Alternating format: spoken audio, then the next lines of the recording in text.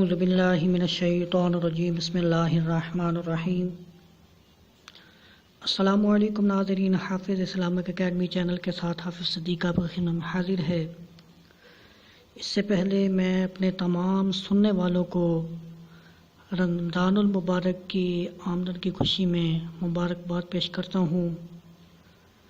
آپ لوگوں سے گزارش ہے کہ اس مہینے کے اندر جتنی بھی نیکیاں کریں اتنی ہی کم ہیں، زیادہ سے زیادہ نیکیاں کریں۔ تو اس سے پہلے جن لوگوں نے میرا چینل سبسکرائب نہیں کیا وہ میرا چینل سبسکرائب کریں اور ساتھ والے آئیکن پر کلک کریں تاکہ میری نئی آنے والی اپڈیٹ آپ تک پہنچتی رہیں، اور اپنے دوستوں کے ساتھ شیئر بھی کریں۔ اللہ تعالیٰ نے قرآن پاک کے اندر ارشاد فرمایا، یا ایھا الذین آمنوا کتب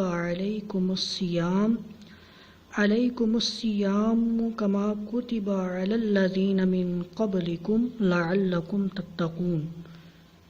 اے ایمان والو، تم پر روزے فرض کیے گئے ہیں جیسے تم سے پہلے لوگوں پر فرض کیے گئے تھے تاکہ تم پرہیزگار بن جاؤ۔ حدیث مبارکہ ہے، ابن ماجہ میں یہ حدیث ہے۔ حضرت ابو ہریرہ رضی اللہ تعالیٰ عنہ سے روایت ہے کہ حضور نبی کریم صلی اللہ علیہ وسلم نے فرمایا کہ ہر شے کی زکوٰۃ ہے اور بدن کی زکوٰۃ روزہ ہے۔ ہر شے کی زکوٰۃ ہے اور بدن کا زکوٰۃ اور بدن کی زکوٰۃ روزہ ہے۔ اور دوسری حدیث ہے، ترمذی نسائی سے لی گئی ہے۔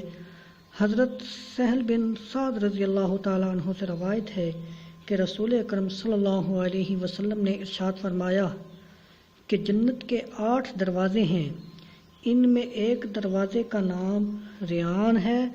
یہ دروازہ صرف روزے داروں کے لیے مخصوص ہے، اس لیے اس دروازے سے صرف روزہ دار ہی جنت میں داخل ہوں گے۔